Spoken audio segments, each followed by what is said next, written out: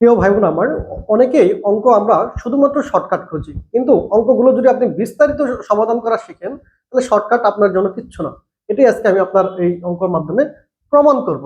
অঙ্কটি লক্ষ্য করেন, এখানে বলা হয়েছে যে 40 গ্যালন অকটেন মিশ্রিত পেট্রোলের মধ্যে পেট্রোল ও অকটেনের অনুপাত 3:1। বুঝেন? তার মানে মোট পরিমাণ হচ্ছে 40 গ্যালন, এর মধ্যে পেট্রোল আছে হচ্ছে 3 অনুপাত এবং অকটেন আছে 1 অনুপাত। ওকে, এতে আর কত অকটেন মেশালে পেট্রোল ও অকটেন অনুপাত 5:2 হবে? তার মানে আর কতটুকু অকটেন যদি আমরা যোগ করলে অনুপাতটা 3:1 থেকে 5:2 হয়ে যাবে। এটা কিন্তু প্রাইমারিতে বিগত সালে এসেছে, শুধু প্রাইমারি না, প্রাইমারি সব বিভিন্ন চাকরি পরীক্ষায় এই টাইপের কোশ্চেন কিন্তু আমরা দেখে থাকি। আজকে আমরা এমন ভাবে সমাধান করব, সমাধান শেষে দেখাবো এটা বিস্তারিত জানলে এই অঙ্কটা না, শুধু অঙ্ক যদি আপনি বিস্তারিত শিখতে পারেন তাহলে আপনার জন্য শর্টকাট কোনো ম্যাটার না। এটাই আপনাদের প্রমাণ করে দেখাবো। খেয়াল করেন, তাহলে এখানে মোট পরিমাণ হচ্ছে 40 গ্যালন। ঠিক আছে, তাহলে মোট পরিমাণ 40 গ্যালন হচ্ছে, আমরা এটা যদি সমাধান করি, এখানে পেট্রোলের অনুপাত আছে 3। দেখেন, আমি বিস্তারিত সমাধান করব। পেট্রোল আছে 3, অকটেন আছে কতটুকু? 1 অনুপাত। তাহলে মোট অনুপাতের যোগফল বের করবো। হ্যাঁ, বা অনুপাতের যোগফল যেটাই বলেন, 3 + 1 অর্থাৎ 4।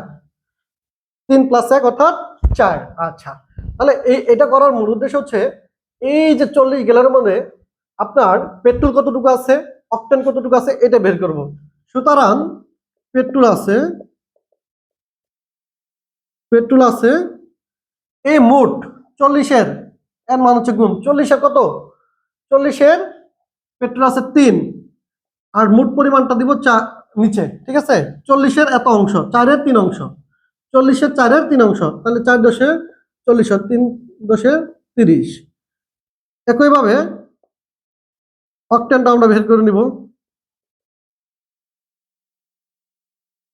40-এর 4-এর 1 অংশ অর্থাৎ 4×40 অর্থাৎ 10। আমরা 40 গ্যালন পেট্রোল মিশ্রিত পেট্রোল এবং অকটেন মিশ্রিত পেট্রোল এবং অকটেনের মধ্যে কতটুকু কি আছে এটা আমরা কিন্তু বের করে ফেলছি। এটা আমাদের ফার্স্ট কাজ। ঠিক আছে, তাহলে পেট্রোল আছে হচ্ছে আমাদের 30 এবং অকটেন আছে হচ্ছে আমাদের 10 গ্যালন। এবার কি বলছে, কতটুকু আর কত অকটেন মেশালে, আমরা ধরে নিব কতটুকু অকটেন মেশাবো। ধরি 1 গ্যালন অকটেন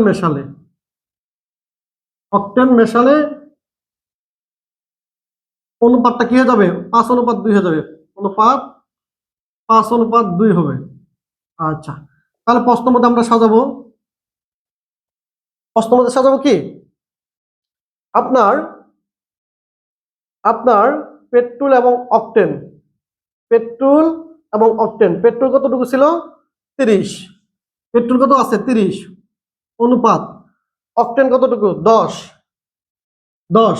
আপনি বলে দিচ্ছেন কি কত গ্যালন অকটেন মিশাতে হবে, এক্সটা যোগ করে দিলাম, ইকুয়াল এইটার অনুপাতটা কত হবে বলে দিছে, 5:2।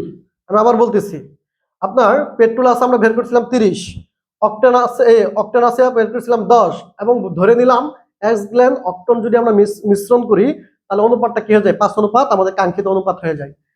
এবার আমরা একটু করি, অনুপাত মানে কি? ভগ্নাংশ। 30/10 + x অর্থাৎ 5/2। হারাহারি গুণ করেন, 5×10 50 প্লাস 5x ইকুয়াল কত? 60। অর্থাৎ 5x ইকুয়াল 60 - 50, অর্থাৎ x ইকুয়াল 10/5। সুতরাং x এর মান 2, অর্থাৎ 2 গ্যালন। দেখেন তো উত্তর আমার কি 2 গ্যালন আসছে কিনা? এই যে খ নাম্বার উত্তর 2 গ্যালন। আমি একটু সামারি করে দিই।